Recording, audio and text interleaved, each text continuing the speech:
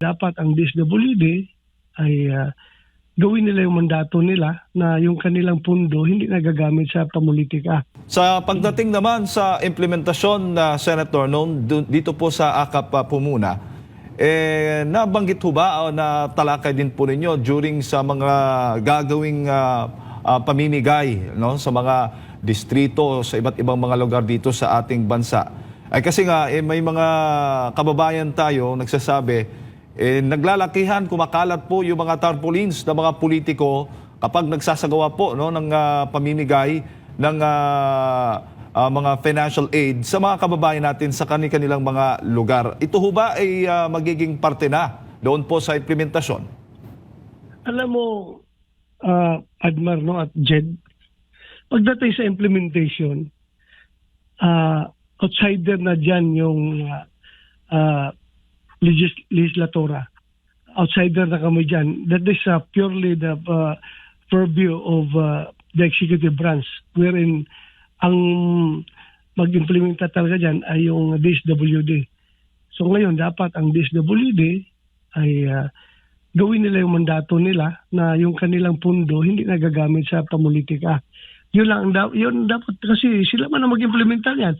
Pero kung ganun pa rin ang gagawin nila na kung kaninong bahagi ng pundo ng congressman, ng senador, yung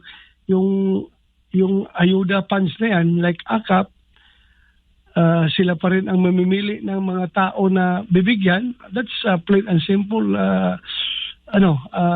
Masabi natin, vote buying ba yan? Dahil silang pumipili. So yung mga supporter nilang pipiliin nila na mabibigyan ng pundo na yan. So dapat it behoves upon the DSWD na hindi sila magamit sa pamulitika. At saka yung taong bayan mismo.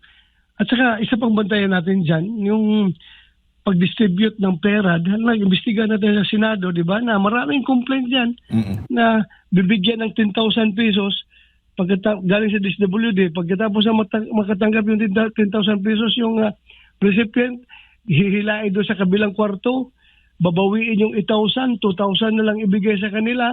At saan napunta yung 8,000? Yun ang malaking tanong. Kung sinong politiko may hawak nun, sinong party list ang binalikan ng pera na yon, yung binawi galing sa kanila. Yan ang dapat bantayan natin. Opo, lahat ho ba ng mga kongresista o mga mambabatas sa kanilang mga distrito, kasi tulad na sinasabi po ninyo, yung DSWD po magpapatupad nito, ay mabibigyan. Di ba? Kasi may mga ilang congressman, mabanggit ko lang dito sa Zamboanga, nagkaroon kayo ng hearing nito na may mga constituents siya na hindi nabigyan din ng mga ayuda. Ano po ang assurance ng mga kababayan natin, Senator? Well, as I have said, wala tayong hawak dyan. Wala tayong pakialam sa distribution. Kasi part of the implementation ng project yan that belongs to the executive branch of government, wherein DSWD particularly will take charge of that. So kung makialam tayo sa implementasyon, panghihimasok na yan sa implementasyon. Ang magawa lang natin dyan is after the fact. After nila ma-implement yan, gamitin natin yung ating oversight function sa Senado para imbestigahan kung mayroong mga wrongdoings, mayroong mga anomalya, yung ginagawa nilang implementasyon ng project, yung pamimigay ng pundo na yan. Kung may magreklamo, yun, magkakandak ng investigasyon. Pero kung tayo ang magbigay ng guidelines sa kanila kung paano ibigay yan, paano i-distribute, sino-sino dapat makatanggap, that is beyond our jurisdiction already, sa kanila na yan. So, that's the beauty of the separation of powers.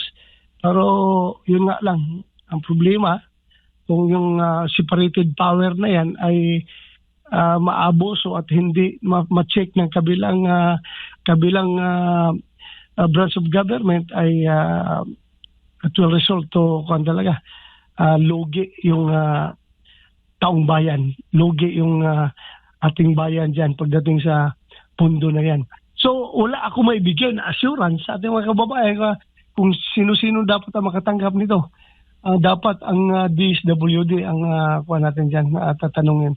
kung paano lang implementa na hindi lang yung mga supporter ng congressman na yan, hindi lang yung mga political leader nila, yung mga kanila mga watcher doon sa presinto ang mabibigyan ng AKAP funds na yan o ano-ano pa yung mga ayuda na maibigay, dapat according to the standards set forth by DSWD, alam natin yan.